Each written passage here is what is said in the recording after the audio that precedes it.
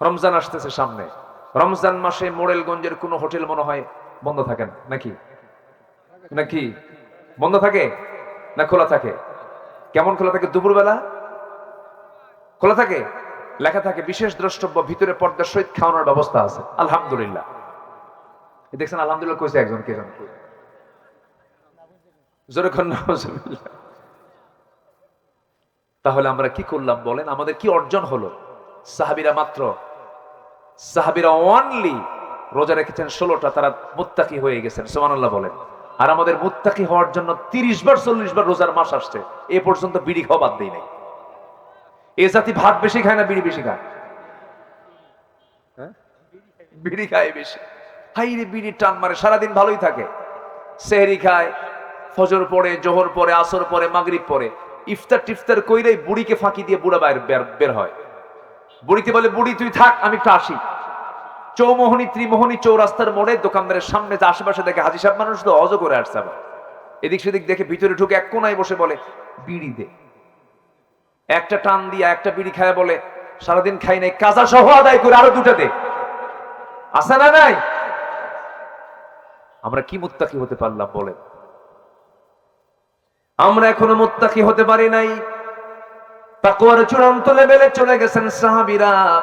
মাত্র 16 রোজা রেখেছেন। জীবনের প্রথমবার রোজা ফরজ হলো দ্বিতীয় হিজরিতে যখন রোজা ফরজ হয়ে গেল, ফরজ রোজা হওয়ার সঙ্গে সঙ্গে হুকুমটা পালন করছেন সাহাবীরা। 16 রোজা রেখেছেন, মাত্র 16 রোজার মাথায় আল্লাহর পক্ষ থেকে অর্ডার চলে আসলো, জিহাদের ডাক এসেছে। আবু জেহেল, উতবা, শাইবা, মুগীরা, ওয়ালিদ, কাট্টা কাফেররা সব সেই যুদ্ধে শামিল হয়ে গেছে। রেড সির পাশে দিয়া, লোহিত সাগরের পাশে দিয়ে ঘেসে তারা রওনা দিয়ে 350 মাইল অতিক্রম করে তারা বদর প্রান্তর পর্যন্ত যখন চলে আসছে, নবীর কানে সংবাদ চলে গেছে, রাসূল তো না খাওয়া, সাহাবীরা না খাওয়া, কারো বউ নাই, কারো ছেলে নাই, মেয়ে নাই, ব্যবসা নেই, বাণিজ্য নাই, ঘর বাড়ি ছেড়ে দুই একটা সামান নিয়ে তারা মক্কা থেকে মদিনায় কেবল হিজরত করে বসেছেন। এমন সময় যুদ্ধের ডাক আসলো, কোনো টাকা পয়সাও নাই কারো কাছে।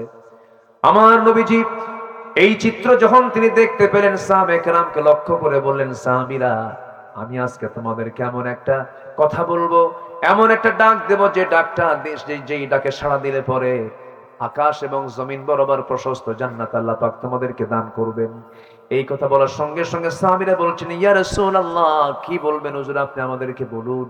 তোমরা কি জানো এই মদিনার ইহুদিরা, এই মদিনার বনু কুরাইশ, বনু নসিররা কুরাইশদের সঙ্গে যোগ সাজশ করে পেঁচ লাগায় দিয়ে তারা যুদ্ধটাকে আগায় দিয়েছে। কুরাইশরা অলরেডি বদর প্রান্তরে এসে তারা শেল্টার নিয়েছে, যে কোনো মুহূর্তে মদিনা অ্যাটাক করতে পারে। তোমরা কি চাও দিন এখানে নিভে যাক না, দিন প্রতিষ্ঠা হোক? তোমরা কি চাও নাকি? হ্যাঁ, জান দিয়ে মাল দিয়ে কারা কারা আমার পথে আসবে?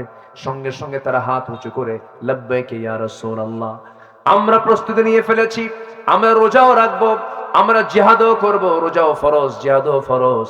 রাসূল বললেন, না রে না, আল্লাহ তাআলা রোজা ফরজ করেছেন ভালো কথা, কিন্তু আল্লাহ পাক আবার ইন শব্দ বলেছেন, ইন কুনতুম মারদা আও আলা সাফারিন, যদি তোমরা সফরে থাকো অথবা যদি অসুস্থ হয়ে যাও, রোজা রাখার কোনো প্রয়োজন নাই, পরে এটার সংখ্যাটা পূরণ করে নিও। এটার সংখ্যা পরে পূরণ করলে হবে। সাহাবীরা রোজা ভেঙে ফেলে দাও, কেউ ভাঙে না, রাসূল নিজে আগে রোজা ভাঙলেন, সাহাবায়ে কেরাম রোজা ভাঙলেন। এখন প্রশ্ন করব আপনাকে, বলুন তো কোন ইবাদতের জন্য আল্লাহ পাক রোজা ভাঙার নির্দেশ দিয়েছেন? বলেন বলেন বলেন বলেন, কি? দুটোই তো ফরজ, কিন্তু আল্লাহ পাক এক ফরজকে বাস্তবায়ন করার জন্য আরেক ফরজ ভাঙতে বললেন। তাহলে বলুন, জিহাদের তো কোনো গুরুত্ব নাই? আজ তো জিহাদের গুরুত্ব নাই। যারা জিহাদকে গুরুত্বের চোখে দেখে না, ওর মরার ভয় হয়েছে। ওর ভিতরে কিসের ভয় আসছে বলেন? মরার ভয়। যারা মুনাফিক, তারা জিহাদকে নিয়ে ওদের অ্যালার্জি, বলে কিসের জিহাদ এখন, মানে ও মরবে না, বুঝেন নাই? ওর মরার শখ নেই।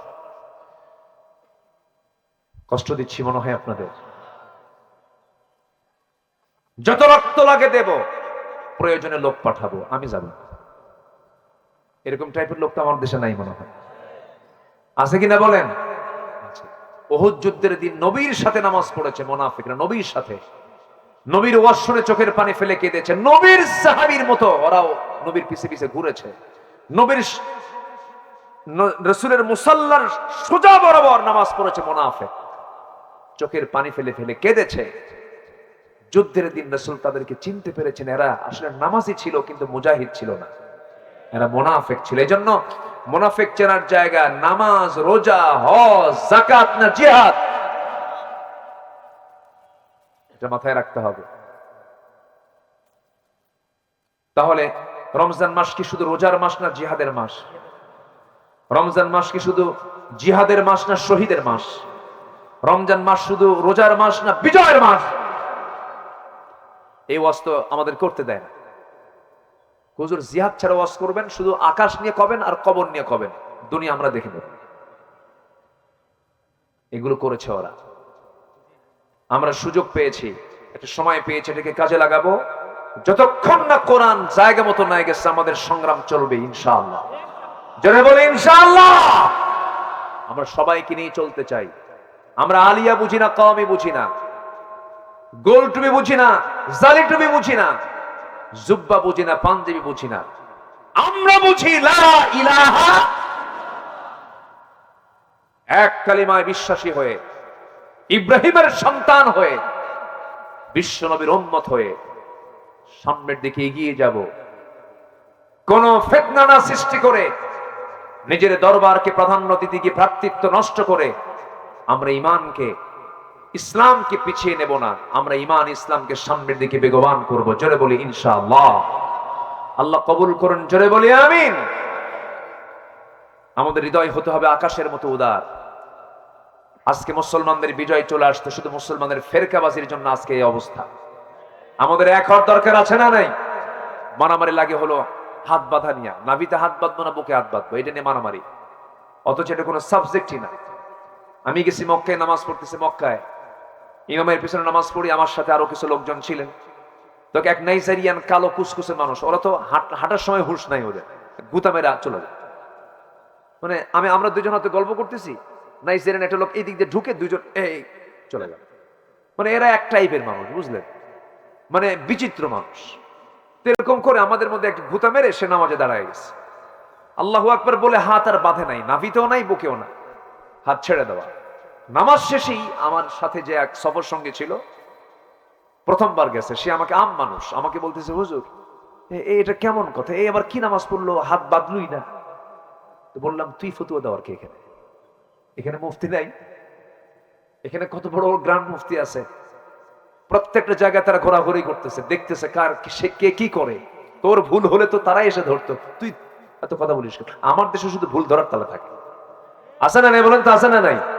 বললাম চুপ থাকো, ওই যে হাত যে ছাড়ছে এটাও নিয়ম, হাত বাঁধলেও সমস্যা নেই, বুকে বাঁধলেও হাত ছেড়ে দিলেও সমস্যা নাই। অথচ সেই সমস্যাটাকে আমরা বড় সমস্যা বানায় ফেলি। কেন আমরা কেন এগুলো করি? এক বেচারি বলছে যে নাভিতে হাত বাঁধা যাবে না হারাম, আরেকজন বলছে বুকে হাত বাঁধা যাবে না হারাম। এক সলিমুদ্দিন এখন নামাজে দাঁড়ায় ভাবতেছে হাত বাঁধি কোথায়, নাভি তো হারাম, বুকে আল্লাহু আকবার, কপালে কোথায় নিয়ে গেছে? ফতুয়ার ঠেলায় যদি হাত কপালে যায়, সেই ফতুয়াবাজি করার দরকার আছে? ঐক্য নষ্ট হবে এমন ফতুয়াবাজি আপনি কেন করবেন? আপনি ইনডোরের বিষয়গুলো ইনডোরে বসেন, আলেম ওলামাকে নিয়ে ভিতরে বসেন। ইন্নামাল মুমিনুনা ইখওয়া ফাসলিহু বাইনা আখওয়াইকুম, এটা আল্লাহর কালাম, আর আল্লাহর কালাম, আল্লাহর কথা সূরা হুজুরাত, ইন্নামাল মুমিনুনা ইখওয়া ফাসলিহু, ইসলাহ করো, ঠিকঠাক করে নাও, গন্ডগোল করো না, ভ্রাতৃত্ব তৈরি করো, নচেত ইহুদি খ্রিস্টান তোমাদের মাথার উপরে চাপিয়ে বসবে। মুসলমান আজকে চুপচাপ, ঐক্যের প্ল্যাটফর্মে নেই। আমরা ঐক্যের প্ল্যাটফর্ম দেখতে চাই। জোরে বলি ইনশাআল্লাহ, আরো জোরে বলি ইনশাআল্লাহ। কষ্ট দিচ্ছে আপনাদের? সমস্যা, অসুবিধা? এক বেচারি খুব রাগী মানুষ, বাড়ির মুরব্বী, তো প্যান্ট কিনে আনছে, প্যান্ট বানায় নিয়ে আসছে টেইলার্স থেকে, প্যান্টটা হাঁটুর নিচে যায়, কি বলে গিরার নিচে চলে যায়, গিরার নিচে তো পড়া যাবে না। তো বলে গেছে, বউকে বলে গেছে, বউ শোনো, ওইটু 2 ইঞ্চি খাটো করেও, নামাজ তো হয় না। তো এটা আবার শুনছে হলো মেয়ে এবং ছেলে বউ দুজন শুনছে। মোট শুনলো কয়জন? 3 জন, বউ, ছেলে বউ আর মেয়ে, মোট কয়জন শুনছে? 3 জন। তো বউ আগে একবার কাটছে 2 ইঞ্চি, কেটে রেখে দিছে। তো বৌমা ভাবলো আমার আব্বার যে শ্বশুরের যে রাগ, আমার শাশুড়ি যে কি করলো, সে আবার আরো 2 ইঞ্চি কাটছে। কথা বোঝেন? তো 2 ইঞ্চি কাটার পর এখন 2 বার কাটা হয়ে গেছে। এখন মেয়ে ভাবতেছে আম্মা যে কি করলো, আর ভাবির তো হুঁশই নেই। সে আবার কেসে নিয়ে এসে আরো 2 ইঞ্চি কাটছে। তা কাটার কথা 2 ইঞ্চি হয়ে গেছে কয় ইঞ্চি? 6 ইঞ্চি। এখন বাড়িতে আসার পরে বউকে বলছে, বউ তোমার পাজামা কাটছো, ঠিকঠাক করছো? হ্যাঁ ঠিকঠাক করছি। তো নেন। তো পাজামা পরতে নিয়ে দেখে ফুল প্যান্টও না, হাফ প্যান্টও না, হয়ে আছে কোয়ার্টার প্যান্ট। কি কথা কি বুঝতেছেন? তো বেশি কাটাকাটি করলে ওটা অনুপযুক্ত হয়ে যায়। এত ফিতনার দিকে আমরা যাব না, আমরা ভ্রাতৃত্ব চাই, ঠিক কিনা? এত কাটাকাটিতে যাই না আমরা, আমরা একটু ভ্রাতৃত্বে আসি। আল্লাহ কবুল করুন, জোরে বলি আমিন। তাহলে রমজান মাস কি শুধু রোজার মাস না বদরের মাস? রমজান মাস শুধু কি বদরের মাস না জিহাদের মাস? রমজান মাস হলো মক্কা বিজয়ের মাস। একটা দুটি ইতিহাস এই মাসের সঙ্গে জড়িত নাই, কিন্তু আমরা শুধু জানি যে না খাওয়া, এটাই হলো আমার এই রমজানের উদ্দেশ্য না। এই রমজানে ঐতিহাসিক বিজয় 2টা সব আল্লাহ পাক এই রমজানে ঘটিয়েছেন। যেরকম আল্লাহু আকবার। সবচেয়ে বড় ঐতিহাসিক ঘটনা হলো রমজানে নাজিল হয়েছে কি, মানে কি নাজিল হয়েছে? কোন রাতে? কোন মাসের রাত? বলেন বলেন বলেন। সব বরকত কোন মাস? আমরা এটাকে কাজে লাগাবো, জোরে বলি ইনশাআল্লাহ। আমার নবীজি বলেন, কারা কারা আছো চলো যুদ্ধে যাই। সাহাবীরা কিন্তু কেউ বলেন না হুজুর রোজা আছি, বলেন? বলেছেন হুজুর সমস্যায় আছি, কেবল আসলাম মক্কা থেকে, আপনি এখনই যুদ্ধে যেতে বলেন? পারবো না। রাসূল বললেন, শোনো, যুদ্ধে তো যাবাই ভালো বলতেছো, কিন্তু যুদ্ধে গেলে কিন্তু বাবার সঙ্গে দেখা হবে, ভাইয়ের সঙ্গে দেখা হবে, ছেলের সাথে দেখা হবে, বংশের আত্মীয় স্বজন কিন্তু সামনে চোখে পড়বে। যুদ্ধ করতে পারবা তো? কুল ইন কানা আবাউকুম ওয়া আবনাউকুম ওয়া আজওয়াজুকুম ওয়া আশীরাতুকুম। এই আয়াতটা আল্লাহ পাক রাসূলকে বললেন, হে রাসূল আপনি বলুন, এই আয়াতটা বলে দিন, সকল কিছুর চাইতে আহাব্বা ইলাইকুম মিনাল্লাহি ওয়া রাসূলিহি ওয়া জিহাদিন ফি সাবিলিহি। সম্মানিত ভাইয়েরা, সাহাবীরা বললেন, ইয়া রাসূলুল্লাহ, শুধু আমি আমার জীবন না, সকল জীবনের চাইতে আমি আপনাকে বেশি ভালোবাসি, আল্লাহকে ভালোবাসি। তাকওয়া অর্জন হয়ে গেছে, 16টা রোজা রাখছেন তারা।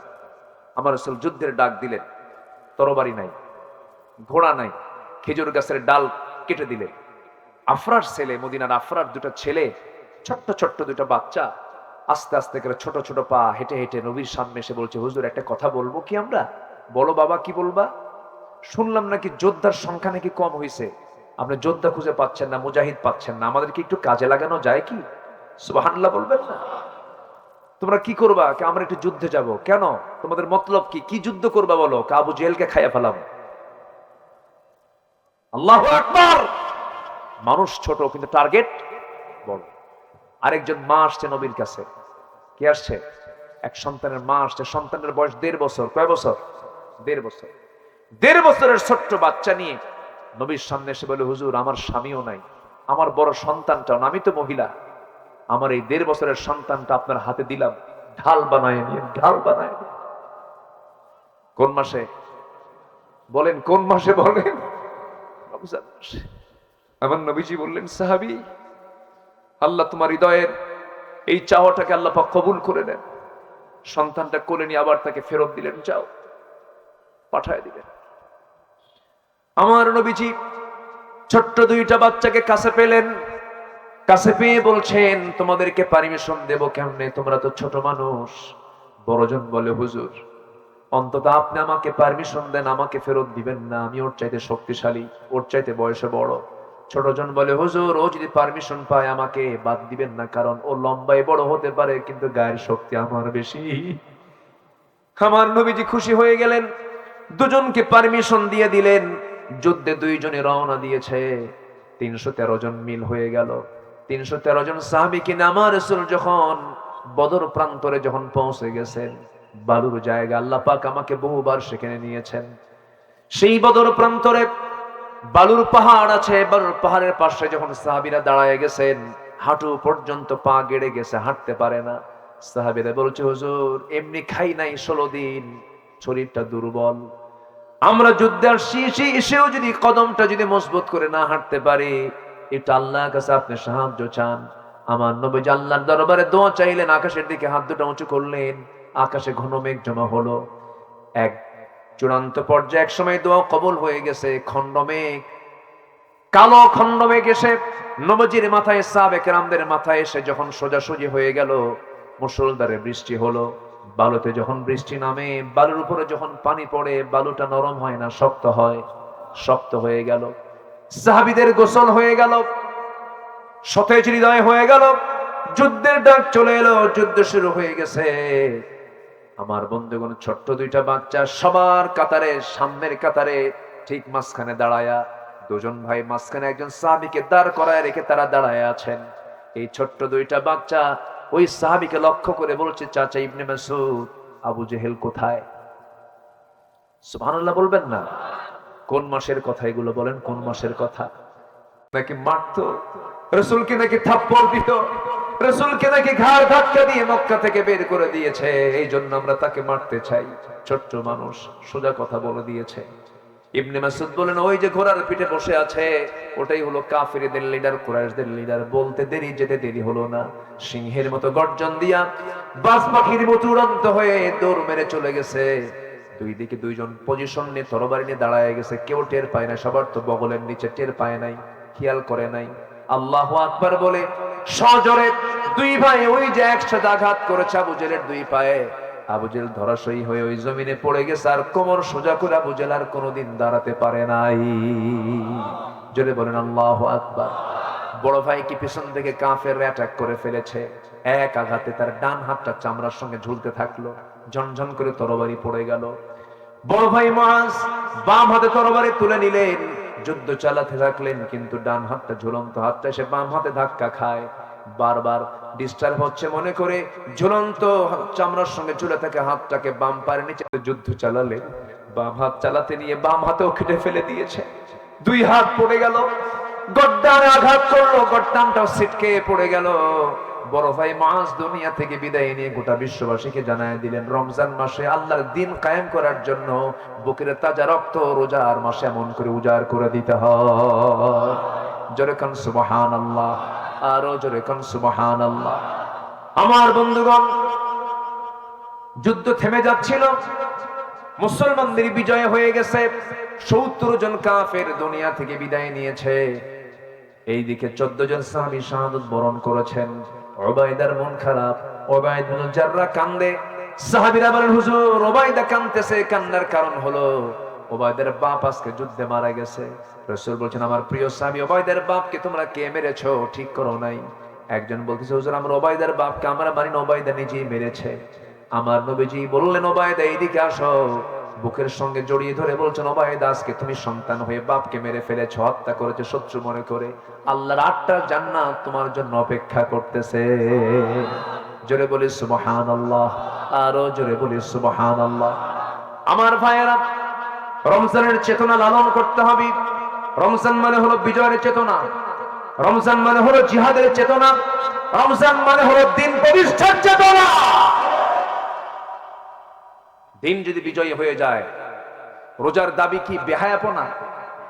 রোজার দাবি কি সুদের কারবার? রোজার দাবি কি হোটেল খোলা রাখা? রোজার দাবি কি মদের দোকান খোলা রাখা? সব তো চলতেছে, রোজার দাবি তো পূরণ হচ্ছে না। আসুন দিন প্রতিষ্ঠার মধ্য দিয়ে প্রকৃত রোজার মাসের পরিবেশ আমরা তৈরি করি। আল্লাহ কবুল করুন। জোরে বলি আমিন, আরো জোরে আমিন। একটু জিকির করি লা ইলাহা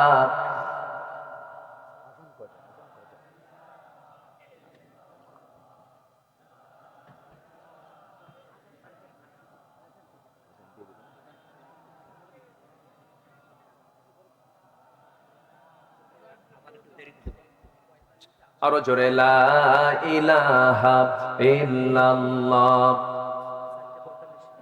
এই লোকগুলো যায় কেন? এই লোকগুলো এই সমস্যা কি? নামাজে যাচ্ছে? আজান তো হয়নি এখনো। আমি ঘড়ি দেখতেছি।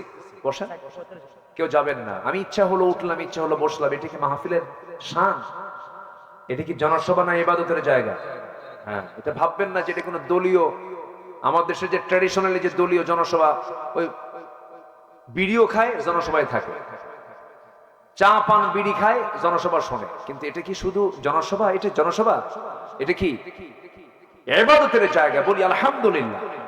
এটা মজলিস, রহমতি যে মজলিস, এটা আমরা কেউ নড়বো না, একটু বসেন। আমরা একটা গুণ শিখে যাব আজকে, সেটা হলো ভয় করব কাকে? লাআল্লাকুম, বলুন বলুন বলুন, সবাই বলুন না, লাআল্লাকুম তাত্তাকুন। অতি সহজ কথা, অতি সহজ আয়াতও কিন্তু বলতে ভালো লাগে। লাআল্লাকুম তাত্তাকুন, আমরা মুত্তাকি হয়ে যাব। মুত্তাকির গুণগুলো কি কি? ওজনে কম দেওয়া, হ্যাঁ, মুখের মানে অসভ্য ভাষায় কথা বলা, ফাহিশা কথা বলা, মাইক পেলি যা ইচ্ছা তাই বলা। হাই রে হাই, মাইকে কত কথা শুনলাম এ পর্যন্ত নেতৃবৃন্দের, যা মনে আসে তাই কর। কমকের নাম নিলে উজু করতে হবে, এই করতে হবে, এইগুলো বাসে কথা বলার কি দরকার? একটা মানুষকে ভালোবাসেন, ভালোবাসেন, এত তিল মারার কি দরকার? ঠিক কিনা বলেন? আরেকজন তো 16 বছর ধরে একটা বক্তব্য ছিল, খেলা হবে, এগুলো করতে। এগুলো বাসে কথা বলবেন কেন? আমরা বেফাস কথা আমরা রমজান থেকে শিক্ষা নেব। জোরে বলি ইনশাআল্লাহ। আমাদের মুখ থেকে অযাচিত একটা কথা বের হবে না। যে ফ্যামিলিতে বউ বেশি কথা বলে, স্বামী বেশি কথা বলে, সংসার থেকে কথা সবসময় ওয়েটফুল হতে হবে। স্বামী বলবেন ওয়েটফুল কথা, স্ত্রীও বলবেন ওয়েটফুল কথা। এখনো কিন্তু পৃথিবীতে এমন স্বামী আছে যে তার বউকে আপনি বলে সম্বোধন করে। আপনি সম্মান দিবেন, সম্মান পাবেন, আর লাঠি দিয়ে পিটাবেন, আপনার ও চান্স পাইলে একদম পিছন দিয়ে মেরে দেবেন। আস্তে কন কেন? আস্তে কন কেন? আমার রাসূল স্ত্রীকে সম্মান করতেন, রাসূল নিজে সালাম দিতেন। প্রায় প্রায় অনেকে বলে, হুজুর আমার পরিবার অশান্তি, বউ কথা শোনে না। আমি একদিন আগে আমার বলছে, একজন বলতেছে যে হুজুর বউ কথা শোনে না। আমি বললাম যে আপনি কি সালাম দিচ্ছেন? কি বউকে সালাম দেয় স্বামী? দেখছেন কথার সাইজ? দেখছেন না? তাহলে ওর বউ কি কথা শুনবে? বলেন তো। দাম্পত্যময় জীবনে শুধু দুটো জিনিসের প্রচলন থাকতে হবে, দেখবেন যে কোনোদিন ওই পরিবারে আগুন ধরবে না, আগুন লাগবে না। একটা হলো সালাম, একটা কি? সালাম।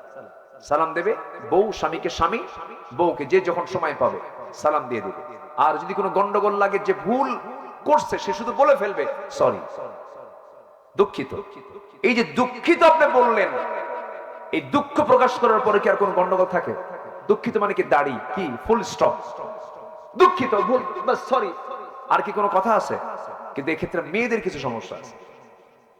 এটা আবার পুরুষকে ভাবতে হবে যে মেয়েরা কথা কম কয় না বেশি কয়? বেগুন কিনতে ভুল হয়ে গেছে, বর্ষার দিনে বেগুন কিনেছেন, বর্ষার দিনে কি বেগুন বাগান মানে বেগুন কি ঠিক থাকে?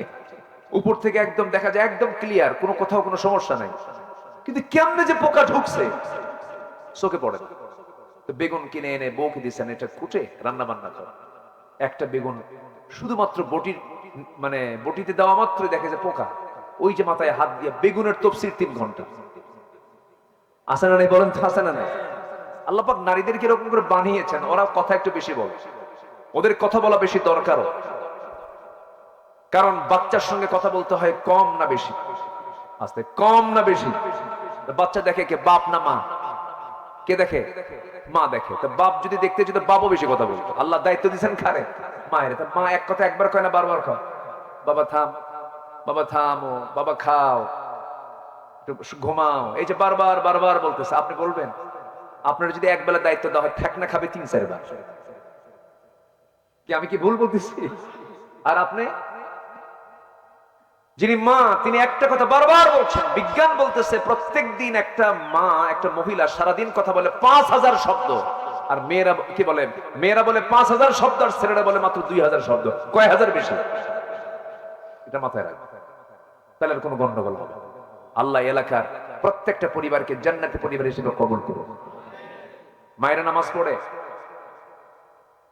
ভালো করে কম, তাহলে বলে দিই, পরে মার্কেটে যায়, মার্কেটেও যায়, মাশাআল্লাহ, দোয়া করি নাকি কি করবো বলেন? হ্যাঁ, দোয়া করি যেন না যায়। মার্কেটিং এর দায়িত্ব কি নারীর না পুরুষের বলেন তো?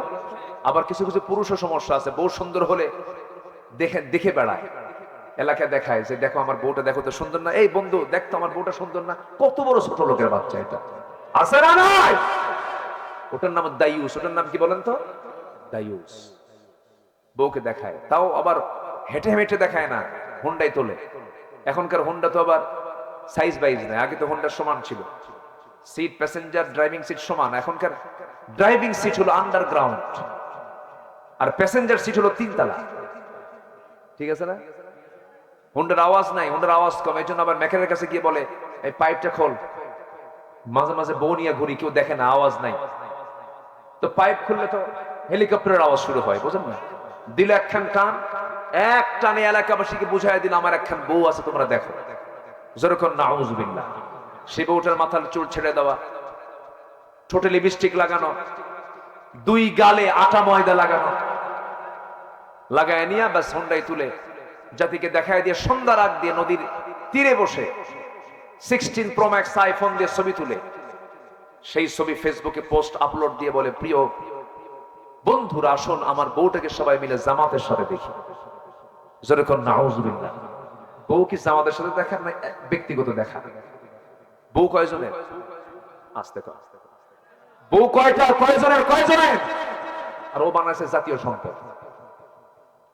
এই নোংরা মনের কিছু স্বামী আছে, এদেরকে আগে পিটার দরকার। আস্তে কম কেন? এরা সমাজকে নষ্ট করে ফেলে। রমজান মাসে এগুলো খেয়াল করবেন যেন পর্দার পরিবেশ যেন ঠিক থাকে। যুবকরা তোমরা সাবধান হয়ে যাও, তোমার গ্রামে কোন মহিলা বোরকা ছাড়া বের হলো এটা মার্কিং করবা। বাড়িতে যাবা, তার বাপকে বলবে আমরা এই গ্রামের সন্তান, আমরা যুবক মানুষ, আপনার মেয়ে আপত্তিকর পোশাক পরে বোরকা ছাড়া বের হয়, আমাদের চোখের গুনাহ হয়, আমাদের সমস্যা হয়। গ্রামে থাকতে হলে বোরকা পরে থাকতে হবে। এটার নাম তা'মুরুনা বিল মা'রুফ ওয়া তানহাউনা আনিল মুনকার। এগুলো কাজ করতে হবে। যুবকদেরকে আল্লাহ পাক সেই তৌফিক দান করুন। কি আমি কি কষ্ট দিলাম মনে হয়? বোরকা পরা স্বাধীনতা, বোরকা না পরা নোংরামি। যারা বলে বোরকা পরা পরাধীনতা, এটা ভুল কথা। বোরকা পরাই স্বাধীনতা, সম্মান, সম্ভ্রম। আর বোরকা ছেড়ে দেওয়া মানে হলো পরাধীনতা, জিনা, গুনাহ। ঠিক কিনা? আল্লাহ তুমি সবাইকে বোঝার তৌফিক দাও। মুত্তাকি হব আমরা, জোরে বলি ইনশাআল্লাহ। নামাজ পড়তে রাজি আছেন তো? আচ্ছা, আল্লাহর পথ, আল্লাহর দেওয়ার সম্পদ থেকে কিছু সম্পদ আমরা দেব কার পথে? আল্লাযীনা ইউমিনুনা বিল গায়ব ওয়া ইউকিমুনাস সালাহ ওয়া মিম্মা রাযাকনাহুম ইউনফিকুন। এরপর কিতাবের প্রতি বিশ্বাস, আখিরাতের প্রতি বিশ্বাস। এই কয়েকটা গুণ আছে যার, আল্লাহ নিজেই বলছেন এই হলো মুত্তাকি, হুদাল লিল মুত্তাকিন। আল্লাহ পাক সেই গুণগুলো অর্জন করার তৌফিক সবাইকে দান করুন। আজান হবে, আজান হয়ে গেছে। আমরা হ্যাঁ জি হ্যাঁ ঠিক আছে, আমরা জি আমরা দোয়া তো হবে। আমরা যতটুকু শুনেছি আমরা বলে ফেলি আলহামদুলিল্লাহ। আমার যে মাহফিলটা, পরবর্তী মাহফিলটা আছে খুব বেশি দূরে না, মাত্র যশোর। খুব কাছে না? কাছে নাকি? বেশ দূরে।